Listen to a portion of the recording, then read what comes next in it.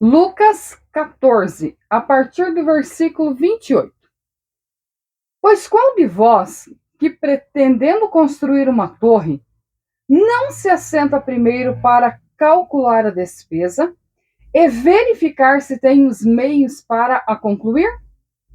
Para não suceder que, tendo lançado os alicerces e não a podendo acabar, todos os que a virem zombe dele. Vamos à primeira parte, em que Jesus usa uma construção como exemplo. Nós sabemos que a construção ela inicia com a base, posteriormente tem que levantar as paredes, rodear a casa, vem a cobertura, vem o que chamamos de abertura ou as janelas, portas e todo o acabamento. Isso falando da nossa época. Nos tempos bíblicos, a construção era mais simples, não tinha tantos detalhes. Porém, mesmo assim, o procedimento é quase o mesmo. Base, desenvolvimento, cobertura. Aí Jesus está dizendo o seguinte: se você vai iniciar uma construção, você precisa analisar os gastos, fazer um orçamento, ter uma base e ver qual é a tua condição para acabar. Tão importante quanto iniciar uma construção é terminá-la. Ainda que demore, aqui não está falando do tempo, aqui está falando do trabalho para que seja concluído. A pessoa que tem várias posses, falando financeiramente, ela irá começar e ela terá muitas pessoas, óbvio, para trabalhar para si e poderá terminar em tempo recorde. A pessoa com menos posses, ela começaria uma torre, uma construção, e aos poucos ela iria trabalhando. O que importa é que as pessoas que estão em volta vejam o desenvolvimento da construção e a sua conclusão. Vamos agora à segunda parte. Versículo 30. Para que as pessoas que virem a construção não zombem dizendo: esse homem começou a construção e não pôde acabar. Conclusão. É muito importante lembrar que os projetos devem ser iniciados, desenvolvidos e concluídos. Falando de forma geral, tem muita gente que começa um monte de coisa e não termina nada. É importante, então, ter em mente essa projeção. Daquilo que você iniciar, você estar disposto a terminar. Porque a conclusão, seja de qualquer coisa, seja de uma construção, seja de um projeto, de um curso, na conclusão a gente já está meio cansado, mas precisa concluir. A partir do versículo 31, tem outra comparação que diz assim: ou qual é o rei que, indo para combater outro rei, não se assenta primeiro para calcular se com 10.000 homens poderá enfrentar o que vem contra ele com 20.000? Caso contrário, estando o outro ainda longe, envia-lhe uma embaixada pedindo condições de paz. Aqui tem outro exemplo de um exército. Se o exército é pequeno, é possível enfrentar outro exército com o dobro dos soldados? Em alguns casos, sim. Quando você olha para a Bíblia, você percebe que muitas vezes o povo judeu, o povo de Deus, venceu. Por quê? Deus era com eles. Em alguns casos, Deus confundiu os inimigos lançaram mão um ao outro entre si, várias situações ocorreram. Mas vamos analisar, no geral, qual é a lógica de um comandante, de um rei? Analisar o exército inimigo, analisar as estratégias, a força. Se ele perceber que não tem condição de vencer, então sim, ele deve propor a paz. Porque Jesus falou da construção, que deve ter início, meio e fim, e porque ele falou do exército, que precisa analisar o oponente e ver se há possibilidade de vencer. Vamos agora à conclusão. Caso contrário, estando o outro ainda longe, envia uma embaixada pedindo condição de paz? Levantar a bandeira branca, se tornar subordinado do outro, é uma maneira de evitar uma matança. Porém, a conclusão está no versículo 33. Assim, pois, todo aquele que dentre vós não renuncia a tudo quanto tem, não pode ser meu discípulo. Olha só. Para servir Jesus, precisa de um projeto. Vamos falar do projeto da fé. Base, desenvolvimento, conclusão. Aqui cai por terra a ideologia de que as pessoas vêm para a igreja e não precisam de um conhecimento de Deus, não precisam aprender, se desenvolver, se dedicar. Aqui cai por terra. Porque acompanhante não é discípulo, é bom lembrar disso. O discípulo é alguém comprometido com o mestre, com a causa, com a palavra. Não é ouvinte esquecido, ele é praticante. Então perceba que para se tornar um discípulo de Jesus, primeiro lugar, tem que conhecer Jesus. Conhecer Jesus não é falar assim, Jesus, o Filho de Deus. Isso aí todo mundo sabe. É conhecer Jesus, o Deus revelado na essência. Como que eu conheço Jesus? No relacionamento. Como que eu me relaciono com alguém que eu não vejo? Através do Espírito Santo. Dentro de nós temos o Espírito. E não está ali aleatoriamente. Está justamente para nos conectar com Deus. Quais são os meios? A oração. Crente que não ora nunca vai viver o que Deus determinou, porque nunca vai compreender. A oração é dependência, é humilhação, é relacionamento. A outra parte é aprender a palavra.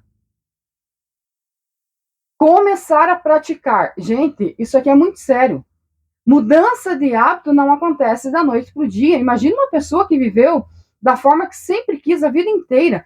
Agora aceitou Jesus como Salvador. Tem um novo estilo de vida. A adaptação não é muito fácil para algumas pessoas.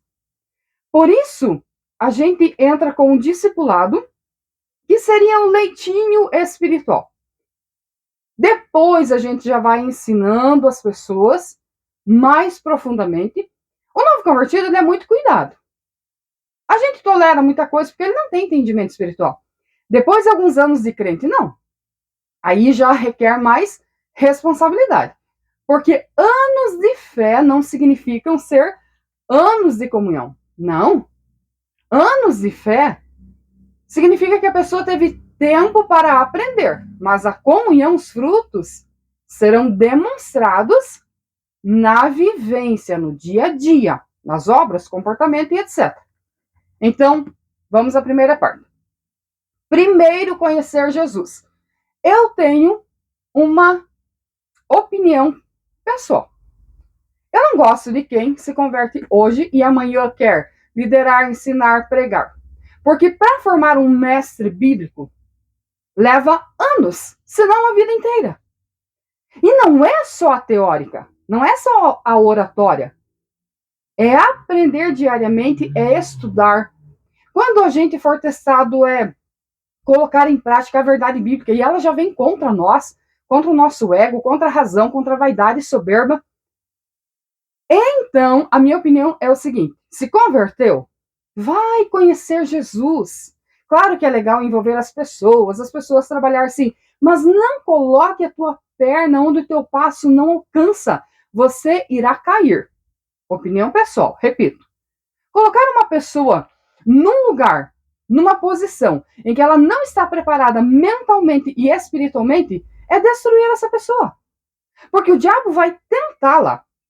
E o que faz com que a pessoa se mantenha firme não é a posição que ela tem na questão de igreja. Não é um cargo. É o tanto que ela aprendeu da fé, o tanto que ela aprendeu de Jesus, o tanto que ela é fiel, o tanto que ela se dedica, o tanto que ela ora, o tanto que ela está disposta a ceder, a aprender em reticência. Então vamos trabalhar. Gente, a base é o que vai fazer com que a construção permaneça em pé. As pessoas têm negligenciado a base, falando espiritualmente. Porque base dá trabalho mesmo.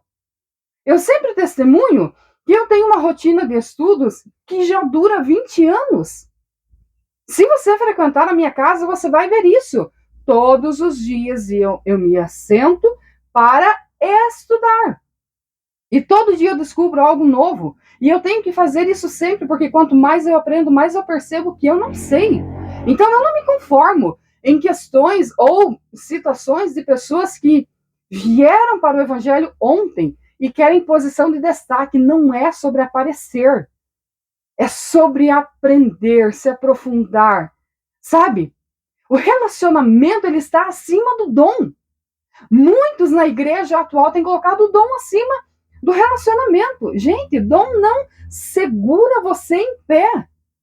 No momento da tentação, da fragilidade, das lutas, que mantém você em pé, comunhão com Deus, vida com o Espírito Santo, vida de oração, no secreto mesmo, onde ninguém te vê. Aí tem outra questão nos nossos dias. Ai, ninguém me vê. Qual a necessidade das pessoas te ver? Sabe? As pessoas têm trazido suas carências, suas necessidades para o meio cristão. Não é sobre isso. Lide com as tuas carências, que todo mundo tem. Mas seja fiel a Deus. Ah, mas a fidelidade é difícil. Claro que é difícil. Nós estamos falando de base. Falando da construção natural, o que é que tem que fazer? Buraco. Às vezes é na terra dura mesmo. É trabalhar, na nossa época, trabalhar o concreto, o ferro. Nos tempos bíblicos era diferente o procedimento, mas o segredo da construção é a base. Repito, vida de oração, conhecimento bíblico, prática da palavra, humildade no coração, serenidade, mansidão. Leva tempo para a gente conseguir esse nível espiritual, vamos dizer assim. Vamos à segunda parte. Aí vem o desenvolvimento da construção. Aqui, nós podemos agregar os dons, os talentos, o trabalho, que é muito importante no meio cristão. Eu acho muito bonito os dons, os talentos. A gente chega, por exemplo, num culto de ceia. Hoje nós temos Santa Ceia. A gente chega e tem aquela mesa linda, organizada, o templo lindo, som, fundo musical, tudo organizado. Ei, alguém trabalhou nos bastidores. Eu acho muito lindo o talento. O talento, os dons, eles não servem para competição, para alguém achar que faz melhor que o outro. Eles existem, Deus nos deu para servir. Gente, não mude os fatos. Tem muita gente que tem talento, mas não tem compromisso. Tem talento, mas não tem responsabilidade. Tem talento, mas não tem caráter. Do que adianta? Me explique do que adianta. É essa responsabilidade que Deus sempre chamou a igreja e na era atual continua nos chamando a responsabilidade. Aí vem a conclusão, que é a cobertura. A cobertura, ela nos lembra a proteção, ela nos lembra o cuidado. Ou seja, na base é um trabalho muito grande, uma busca. Depois vem o desenvolvimento da construção, é a exteriorização daquilo que já temos no nosso coração. Por último vem a cobertura. Poxa, agora o trabalho foi concluído. Agora nós podemos usar esta casa, essa construção, para ser uma torre de vigia, para ser um local de proteção contra inimigos, contra animais, e ali vai. Você percebe que Jesus disse o seguinte: todo aquele que dentre vós não renuncia a tudo quanto tem, não pode ser meu discípulo. Vamos encerrar com a renúncia. Renunciar tudo que você tem. Gente, renunciar é deixar voluntariamente a posse. Para mim, seguir Jesus, vou falar da minha experiência. Eu tive que deixar tanta coisa pelo caminho. Coisas que eu achava natural, achava normal. Outras coisas que eram mais sérias, que era pecado mesmo. Eu tive que ir abrindo mão de muitas coisas, ou de ser guiada pela minha razão, para receber a vontade de Deus na minha vida e assim ir vivendo os planos de Deus. Se eu me arrependo, não. Eu não vou dizer para você que o processo foi fácil, porque não é. Tem muita gente aí, abre igreja, fecha igreja e bota uma gravata e diz que é pastor. Não, não é nada disso. Servir Jesus não é essa loucura que está acontecendo nos nossos tempos. É uma vida simples, natural, de obediência, de amor, de fidelidade, de renúncia, de alegria. Sim, tem alegria em servir a Deus. Não é só momento de tristeza, não. Você que está aí lutando, sofrendo, trabalhando, não desanime. Não sei em qual fase da construção você está. Não permita que as pessoas zombem da tua construção. O que significa isso? Significa começar a todo vapor. E aí desistir. Voltar ao pecado, voltar ao vômito. Sabe aquelas pessoas que começaram bem e não suportaram a tentação e voltaram ao pecado? Sabe aquelas pessoas que tinham potencial, mas não persistiram? É sobre isso. Aí se torna um motivo de zombaria. E aí ficam procurando culpados. Ah, fulano é culpado. Ah, fulano não me deu oportunidade. Sabe? Pare de procurar culpado se você não teve capacidade de terminar a tua construção. Repito, dá muito trabalho. Mas tudo aquilo que você faz, você desfruta. Se você está construindo uma torre, você vai desfrutar dela. Se está construindo uma casa, você vai desfrutar dela. Aquilo que você tem construído no mundo espiritual, você irá desfrutar. Por isso que chega uma época que aquela tribulação passa, as feridas são saradas e você desfruta de paz, de alegria e de amor. É o teu tempo de desfrutar daquilo que você construiu. Ser discípulo é seguir Jesus até o fim, não é parar no meio do caminho, não. Não é desistir, não é culpar todo mundo. Seja animado, caprichoso, perseverante, resistente. Lute, vá até o fim. Quando chega o momento em que Deus já trabalhou na nossa vida, já tratou várias áreas, já curou as feridas, e Deus nos usa, é um momento muito lindo. E é um momento em que as pessoas dizem o seguinte: nossa, eu queria ser como você, eu queria ter essa paz, essa alegria. É porque você terminou a construção e agora você está desfrutando. Cuide da tua vida espiritual, da mesma maneira que você cuida das outras áreas da tua vida. Porque a vida espiritual, ela é o cerne e ela não termina com a morte. É esse cuidado que nós devemos ter. Que Deus te abençoe, em nome de Jesus.